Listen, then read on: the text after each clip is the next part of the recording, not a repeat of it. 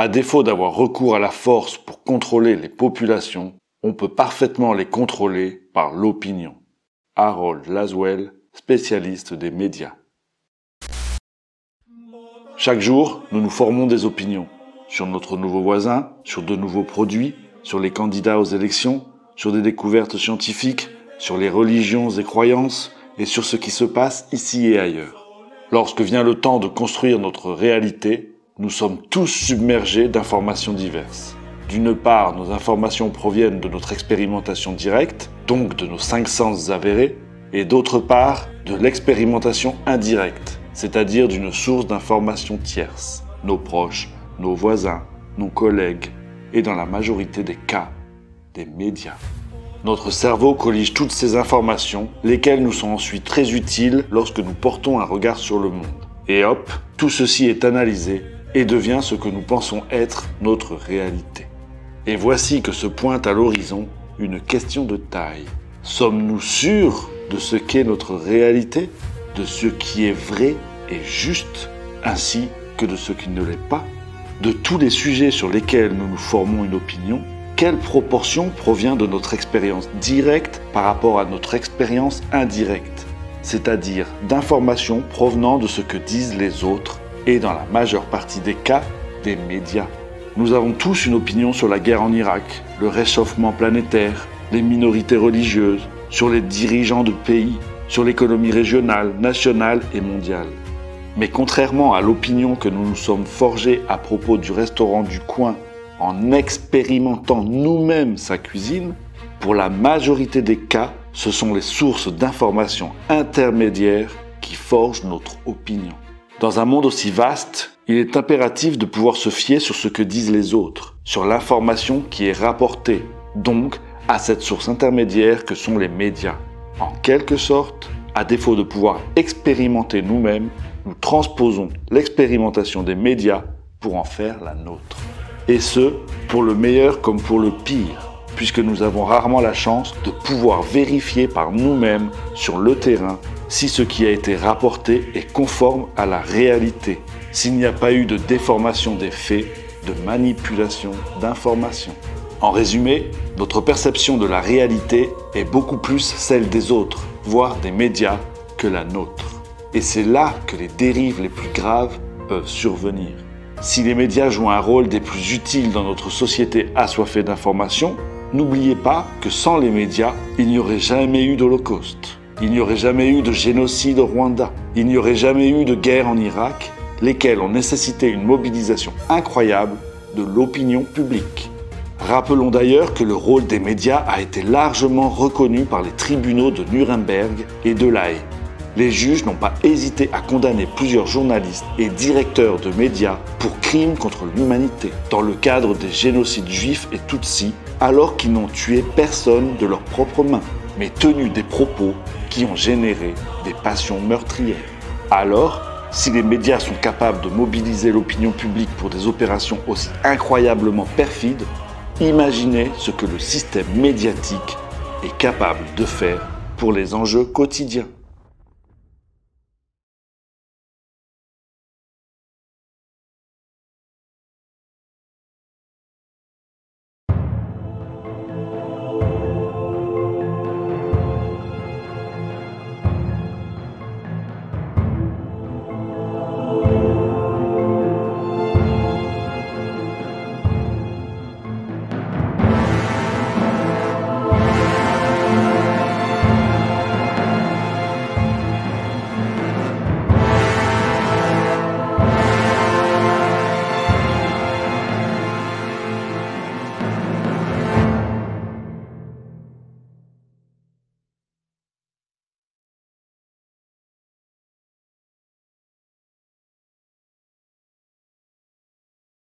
Project Veritas has been very effective in getting them to say out loud what we all know, because if you've seen even 5 minutes of CNN, you know what their agenda is. They're unashamed about it. You're telling your channel, you were telling me or something, you're saying like how media is the greatest weapon. Where were you going to go with that? I mean, it's just... propaganda, like you can really. Sorry, my chime just went off. What do you mean by propaganda? Like you can shape an entire people's perception about anything on how you do it, right? Like How do you do that? just by like forcing a story. Listen to the way they ask questions, because they're not actually asking questions. Who? Any reporter I've seen, Okay. what they're actually doing is they're telling the person what to say. It's an art form. What's it? There's an art form to it. We've led them to talk about how we want them to talk about it. It's always like leading them in a direction before they even open their mouth. And the only people that we let on the air, for the most part, are people that have a proven track record of taking the bait. I mean, there's no such thing as unbiased news. It just doesn't exist. There's too many agendas. There's too many people that have jobs that need to feed their families for it to be unbiased. You can't. It's impossible. Of course, the most unbiased news is grassroots, out of people's basements with podcasts. That's the most unbiased you probably get.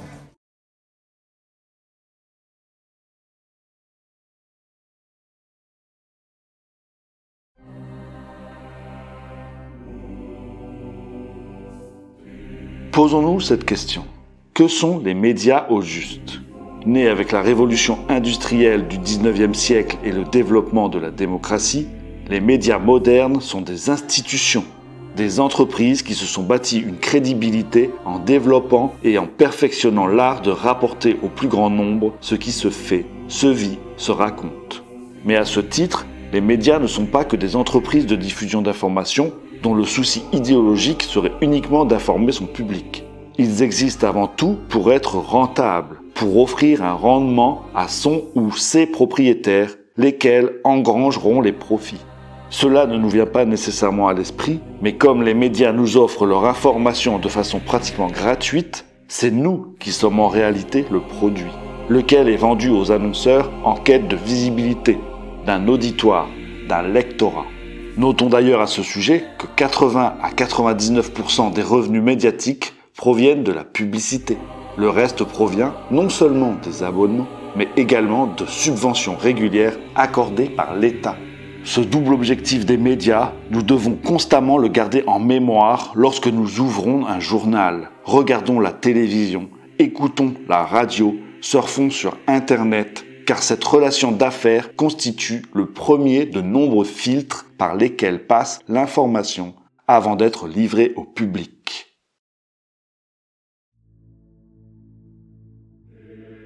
Les grands spécialistes des médias, Edward Herman et Noam Chomsky, ont mis à jour dans leur ouvrage Manufacturing Consent 5 grands filtres qui régissent tant le choix des sujets abordés que l'ampleur et la qualité de leur couverture, avant même que leur traitement ne soit confié aux journalistes. D'abord, l'information sélectionnée et diffusée le sera avant tout selon les orientations données par les propriétaires, lesquels sont généralement, rappelons-le, des gens très fortunés, avec un agenda corporatif et politique très développé. À ce sujet, n'oublions pas que la ligne éditoriale de tout grand quotidien se veut toujours le reflet de la pensée de ses propriétaires. Vient ensuite la dépendance envers de grandes sources de revenus publicitaires pour assurer leur survie et envers de grandes sources d'informations pour assurer leur contenu. Plus souvent qu'autrement, ces sources sont les mêmes. Si le gouvernement est le plus grand annonceur dans les médias, devant l'automobile, les grandes entreprises et le commerce au détail, il est aussi leur principale source d'information. Puis il y a les entreprises, dont les firmes de relations publiques, pas du tout objectives et chargées de fabriquer le consentement du peuple, jouent un grand rôle dans la diffusion de l'information. Les journalistes y puisent une bonne partie de leurs informations et il n'est pas rare de voir des communiqués de presse être publiés de façon quasi intégrale. Et en bout de ligne, on compte les groupes de pression et les agences de presse. Tout cela crée finalement, par symbiose, si l'on peut dire, une sorte d'affinité tant bureaucratique, économique et idéologique entre les médias et ceux qui les alimentent, affinité née de la coïncidence des intérêts des uns et des autres, signale Normand Baillargeon dans son livre Petit cours d'autodéfense intellectuelle. À ces sources, il faut ajouter les critiques des têtes dirigeantes de ce monde, intellectuels, gens d'affaires, têtes d'affiche et autres, qui n'hésitent pas à vouloir mettre les médias à leurs mains en s'érigeant en sources fiables. Leurs propos sortent de l'ordre de l'opinion et sont présentés comme des faits. Il faut ajouter aussi comme source l'hostilité des médias envers tout groupe, mouvement ou personne souhaitant bousculer l'ordre établi, lesquels s'attaquent au système politico-religieux-militaro-économique en place. Les nouvelles provenant de ces groupes seront généralement diffusées en utilisant un angle des plus négatifs ou, tout simplement, seront reléguées aux oubliettes. Au fil des ans, de conclure Baillargeon, avec une constance aussi prévisible que remarquable, les grands médias corporatistes ont, sur mille et autres sujets cruciaux, tendu à exposer, défendre et propager le point de vue des élites, lesquelles possèdent ces mêmes médias, et des élites politiques, qui est bien souvent exactement le même. Tout cela ne peut que limiter sérieusement la portée du débat démocratique, voire de le dénaturer profondément. À ces 5 grands filtres d'Herman et Chomsky, nous pouvons aussi ajouter la chasse à l'audimat et au tirage élevé. Plus ces derniers sont élevés, plus le média devient alléchant pour les annonceurs et plus le média sait garnir ses coffres. C'est ainsi que l'information diffusée en manchette ou en primeur n'est plus nécessairement triée selon son impact sur la société, mais aussi selon sa valeur marchande.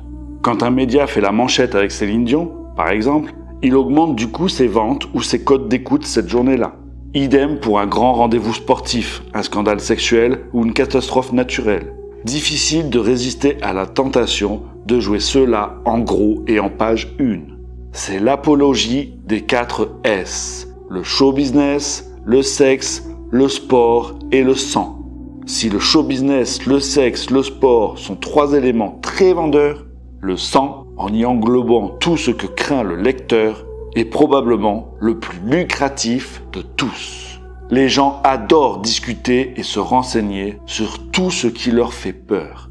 Les guerres, le terrorisme, la pédophilie, les catastrophes naturelles, les épidémies, les sectes, tout y passe avec l'intérêt non pas de rassurer le public, mais plutôt d'amplifier ce phénomène de peur, ce qui permet aux médias d'étirer la sauce et même d'être redondants.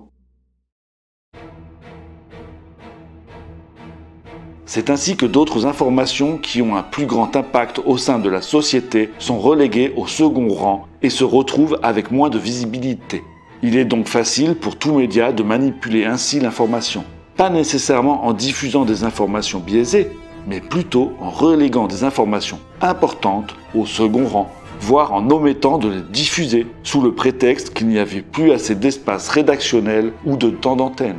Si aujourd'hui nous pouvons voir les grandes accusations et scandales défrayer les manchettes, demain nous ne pourrons voir, s'il y a lieu, les acquittements et rectifications des faits qu'en fin de journal ou de bulletin télévisé. Ce qui fait en sorte que les masses ne retiendront que les accusations, le scandale, puisque la rectification des faits n'aura absolument pas eu la même attention de la part des médias, d'autant plus qu'un nouveau scandale du jour sera probablement venu occulter cette rectification.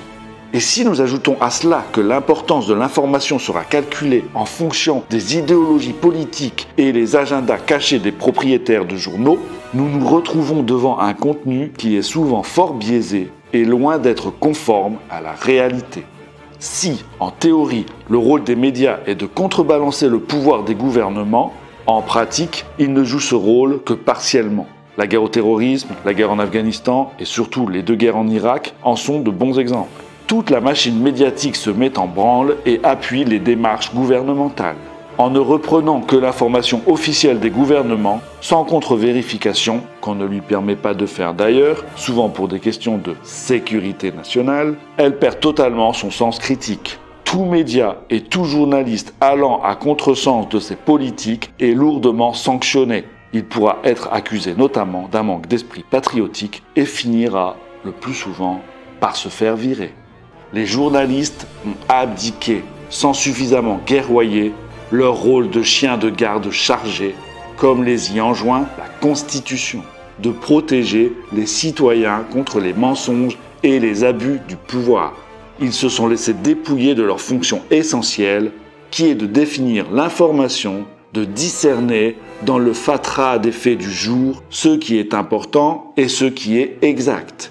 Ils ont abandonné à d'autres, à ceux qu'ils devaient contrôler, le pouvoir de déterminer non seulement l'agenda et la hiérarchie de l'information, mais bien plus gravement encore, les événements qu'il importe de couvrir et de traiter, analysait Jean-Paul Marthoz dans son essai « Le journalisme en quête de repères aux États-Unis ».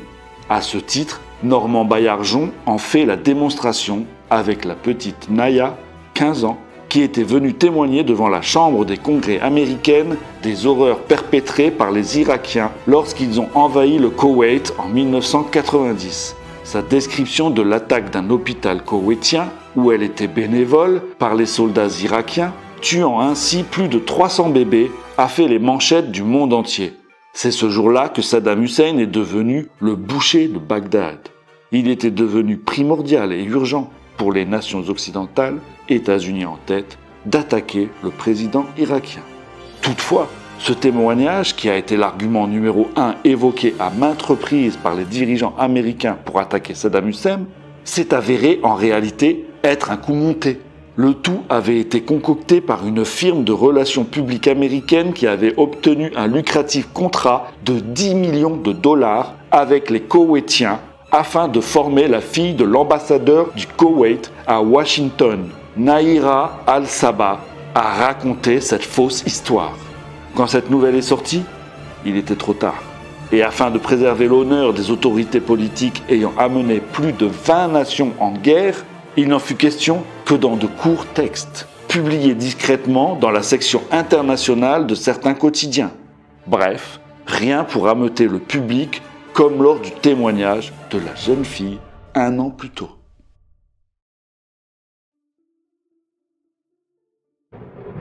À tout cela s'ajoute la concentration de la presse où les médias se retrouvent entre les mains d'un nombre de plus en plus restreint de propriétaires.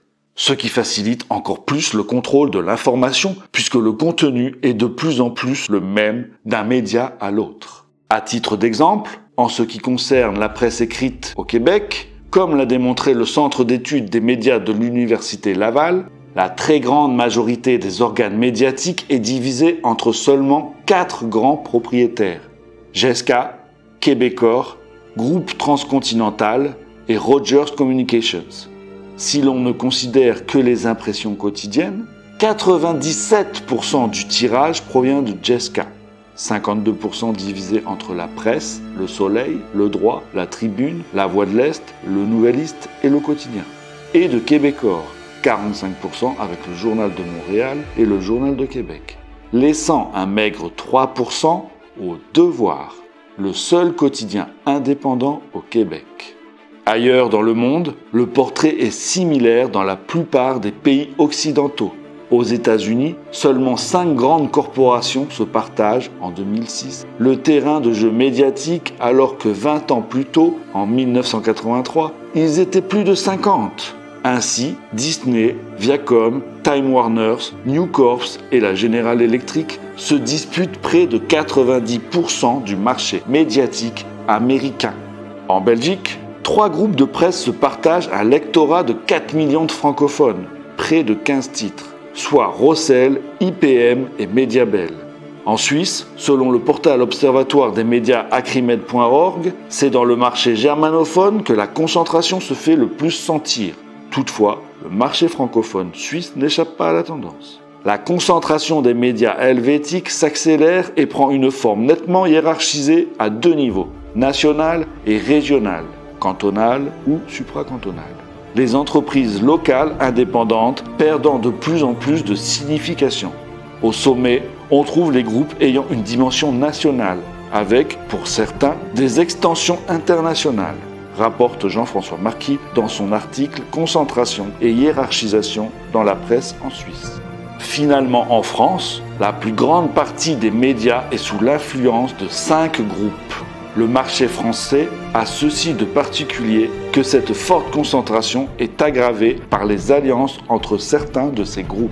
Ces connivences génèrent de multiples dérives, notamment l'abolition de la frontière entre information et divertissement, ainsi que l'uniformisation des contenus à l'exclusion de nouveaux venus qui n'appartiendraient pas au sérail, des pressions sur les hommes politiques à l'autocensure pratiquée sur les sujets tabous, décrit le président de l'Observatoire français des médias, Armand Matelard.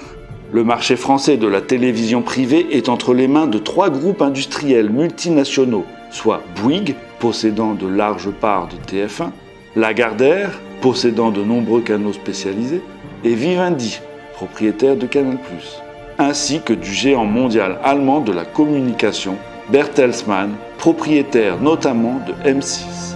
Ces groupes occupent également une place de choix dans les autres médias, presse écrite, radio, cinéma, musique, etc.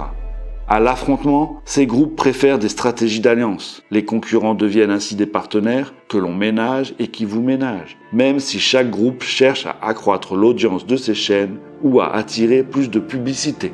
Le grand nombre de titres de presse écrite, de chaînes de télévision, d'éditeurs de livres masque l'ampleur de la concentration dans les médias et ses effets dévastateurs. La concentration au sein de chaque média, télévision, la presse, n'est qu'un aspect car les groupes les plus puissants sont multimédias. Ils ont des positions fortes à la fois dans la télévision, la presse, l'édition et sont intégrés à des groupes industriels, expose Janine Brémond dans La concentration dans les médias en France. Avec cette concentration de la presse, les démocraties libérales s'éloignent de plus en plus de leurs principes fondateurs tant vantés sur la scène internationale, soit le gouvernement du peuple, par le peuple et pour le peuple. Cette notion centrale lors de la fondation de la plupart des démocraties occidentales garantissait notamment la liberté de presse et libre circulation de l'information, condition fondamentale permettant au peuple d'être en mesure de déterminer lui-même ses besoins, de prendre lui-même ses décisions, parce que bien informé grâce à des sources variées. En résumé, nous pouvons dire que nous ne possédons plus nos médias. Nous les avons confiés, sans le vouloir, à de grosses corporations, lesquelles ont un agenda précis qui ne va pas nécessairement dans le même sens que le peuple. Pour ces chefs d'entreprise, leurs médias ne sont vus que comme des outils les aidant à atteindre leurs fins.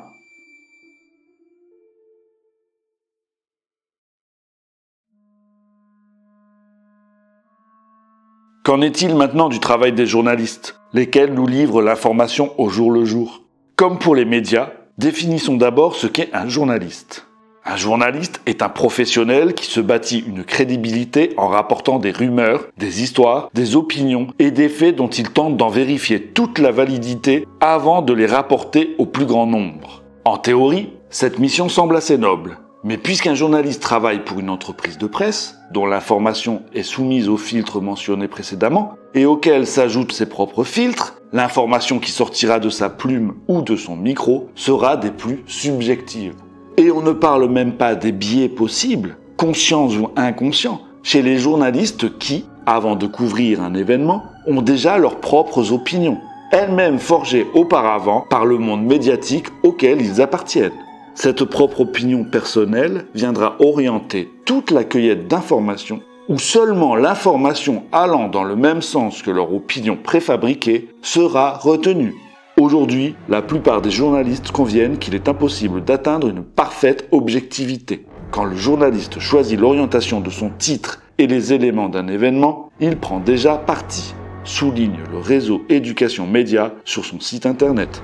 D'ailleurs, au sujet de la soi-disant objectivité journalistique, il est intéressant de noter que dans les années 1990, la société américaine Society of Professional Journalists a éliminé le concept d'objectivité de son code d'éthique. Le mot objectivité ne représente plus ce que les journalistes sont en mesure d'accomplir, ni ce que le public doit s'attendre de leur travail. L'objectivité désormais acceptée comme étant une illusion, ils préfèrent dorénavant se donner bonne conscience en soulignant que le mieux qu'ils peuvent faire, c'est de présenter des points de vue divergents. On quitte alors le domaine des faits pour l'univers de la confrontation d'opinions, dont il est difficile, comme on l'a vu précédemment, de déterminer à quel degré elles sont conformes à la réalité. Et c'est sans compter que les journalistes aiment bien teinter subtilement leurs reportages de leurs propres opinions, comme s'il s'agissait de faits. Une tendance née dans les années 1960 qui est désormais fort répandue. comme le mentionne le réseau Éducation Média. Plusieurs journalistes ont déclaré par le passé que, puisqu'il était impossible d'atteindre une parfaite objectivité, c'était une erreur de présenter les nouvelles comme si elles avaient été enregistrées et présentées par un reporter robot, sans que ses sentiments et ses opinions n'interviennent dans le processus. Non seulement fallait-il reconnaître la présence du reporter, mais il fallait également que ses sentiments et ses opinions soient intégrés à la nouvelle. Est-il reporté ?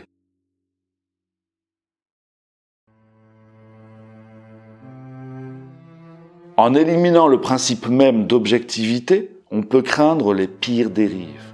Il se peut fort bien qu'en bout de ligne, tout ce qui est rapporté, écrit et raconté ne soit que partiellement vrai, soit biaisé, soit même dans certains cas largement ou même totalement faux.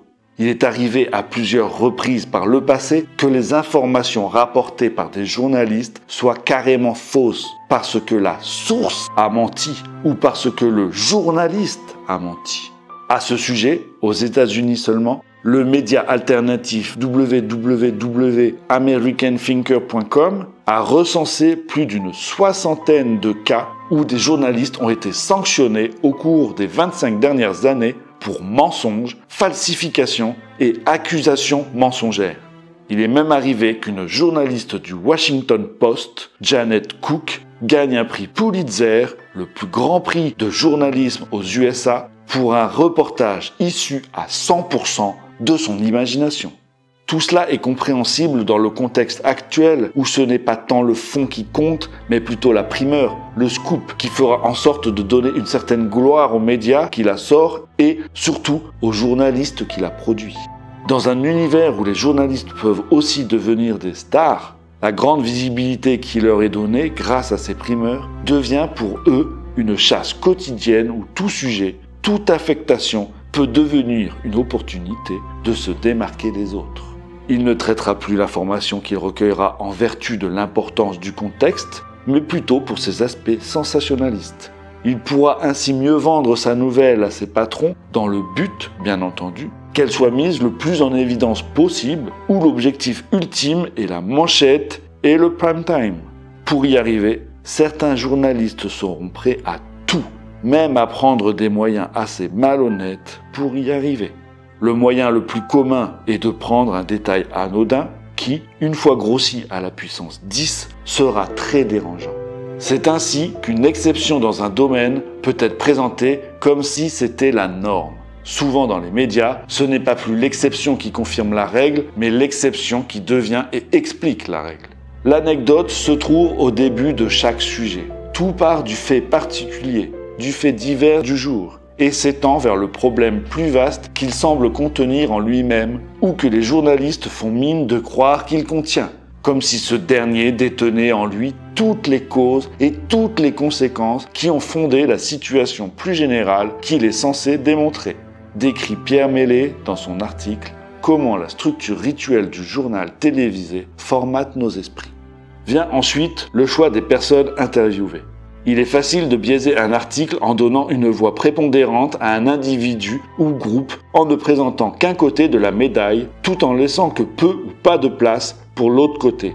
En ignorant certaines sources ou informations qui auraient pu équilibrer les points de vue, les journalistes occultent ainsi une partie de la réalité. Et finalement, l'absence d'un droit de réplique. Il est fréquent de voir des accusations être émises lors de reportages et, surtout, lors d'enquêtes, sans pour autant permettre aux accusés de se défendre. Au nom de l'intérêt public, tout individu ou groupe vu par les journalistes comme une menace pour la société sera vilipendé sur la place publique sans même pouvoir s'expliquer. Le professeur Alain Bouchard en fait d'ailleurs la démonstration avec les minorités religieuses dans son essai « Dis-moi ce que tu vois, je te dirai ce que tu es ». En matière de nouvelles religions, écrit-il, les médias décrivent ces groupes à partir de leur monde, de leur contingence, de leur univers de sens. La secte devient synonyme de danger, de menace pour la société. Comme les médias jouent un rôle important dans la construction de l'opinion publique, cette image négative peut amener l'ensemble de la population à se méfier des minorités religieuses et à les juger à partir des préjugés transmis par les médias eux-mêmes. Ce phénomène soulève un problème éthique. Car si le journaliste donne une information qui ne respecte pas les faits et que cette information porte un préjudice à des individus, quelle responsabilité est en cause? Malheureusement, les journalistes seront portés plus souvent qu'autrement à se laver les mains de cette responsabilité, car ils ont le sentiment de n'avoir fait que leur boulot, de n'avoir servi que l'intérêt public. Mais quand on gratte un peu, on se rend compte que l'intérêt premier qui a été servi est le leur, ainsi que celui de leur employeur.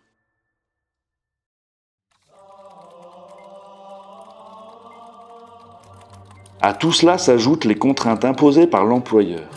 Il est important de comprendre que les médias, surtout les médias de masse, tentent de nous faire croire que l'information diffusée par leurs journalistes est le résultat de longues enquêtes, de recherches, d'un travail de terrain. Si c'est vrai dans certains cas de journalisme d'enquête de la part de journalistes vedettes, dans la majorité des cas, ce ne l'est pas. Comprenons également que la direction des médias laisse peu de temps aux journalistes pour produire leur papier. Pour des questions de rentabilité, l'information est considérée comme un produit d'usine et le journaliste comme un ouvrier.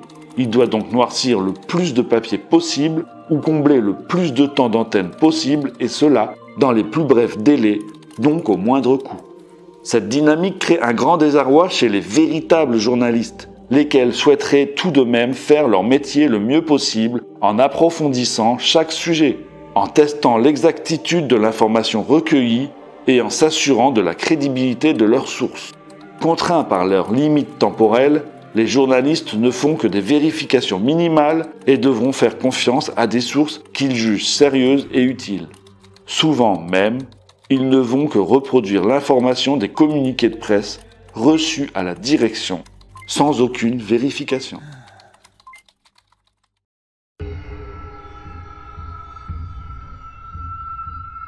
De plus, les journalistes se donnent du crédit les uns les autres sans vérifier leur crédibilité.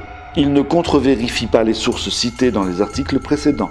Dans les médias électroniques, cela va encore plus loin, puisque sur les panels de discussion, les réseaux d'information font de moins en moins appel à des experts. Ils sont de plus en plus remplacés par des journalistes beaucoup plus à l'aise avec la caméra et beaucoup plus disponibles, lesquels sont présentés en tant qu'analystes experts.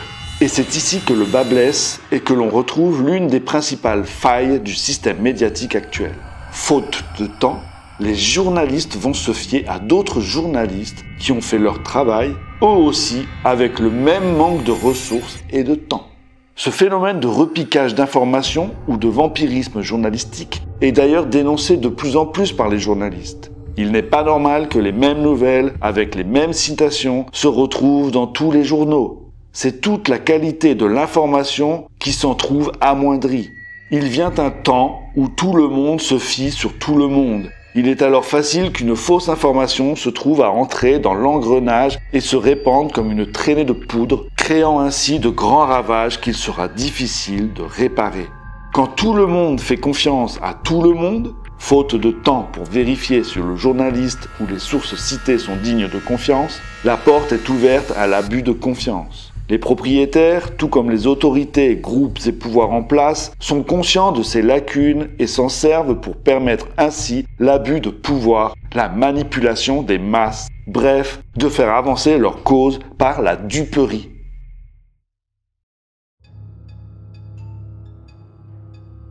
Pour le lecteur, l'auditeur, tout cela ne semble guère rassurant. Rien ne nous assure que nous ne pouvons être victimes, de temps à autre, d'abus de confiance de la part des médias.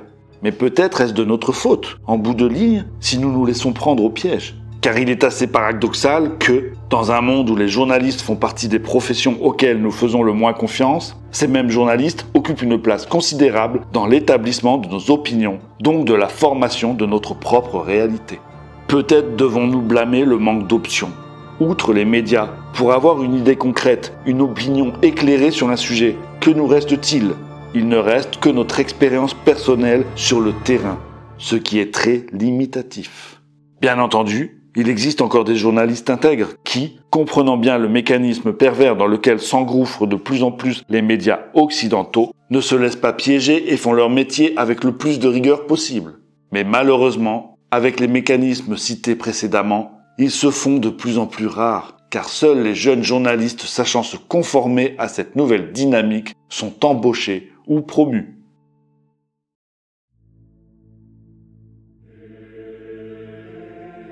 Toutefois, avec l'arrivée d'Internet, il est maintenant possible de multiplier ces sources d'informations et de rester vigilant. Et comme le souligne Jean-Paul Marthoz, Internet joue déjà un rôle fort intéressant dans la décentralisation de l'information.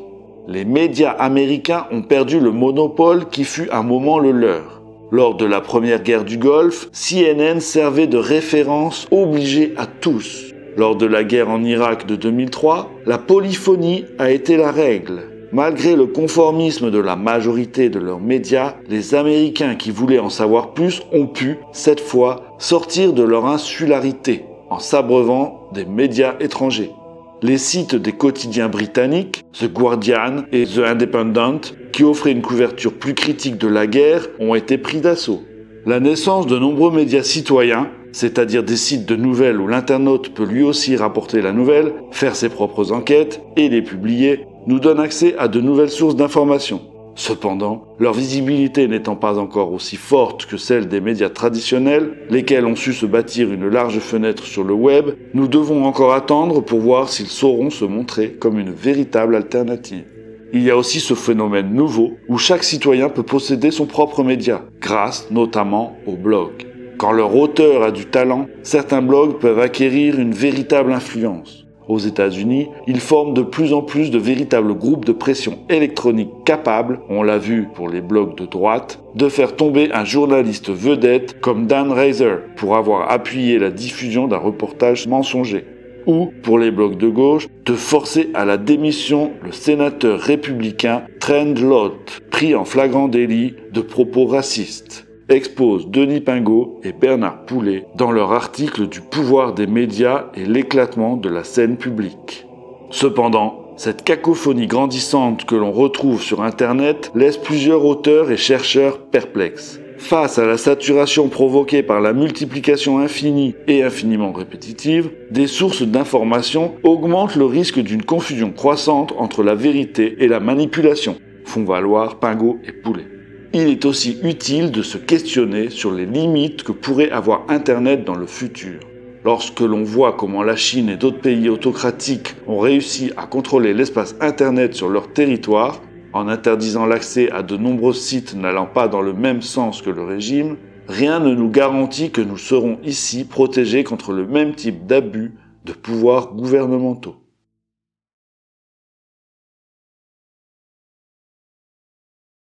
Pour terminer, rappelons-nous que c'est en connaissant d'abord comment fonctionnent les médias et quelle est leur mécanique interne, en sachant comment se forge l'information quotidienne, en comprenant comment les journalistes recueillent l'information et comment ils la traitent, en comprenant que les reportages ne ressassent la plupart du temps que des opinions mises en perspective avec d'autres opinions, ce qui éloigne généralement le public des faits, que nous sommes en mesure de distinguer le vrai du faux.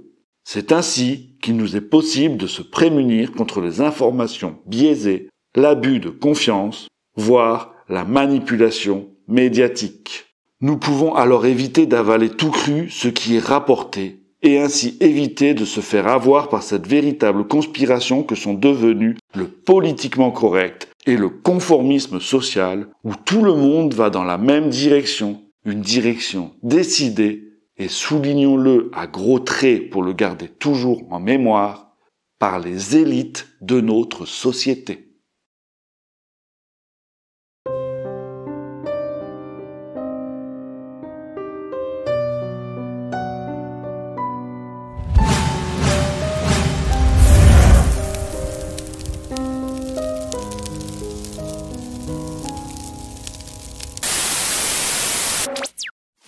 Mm-hmm.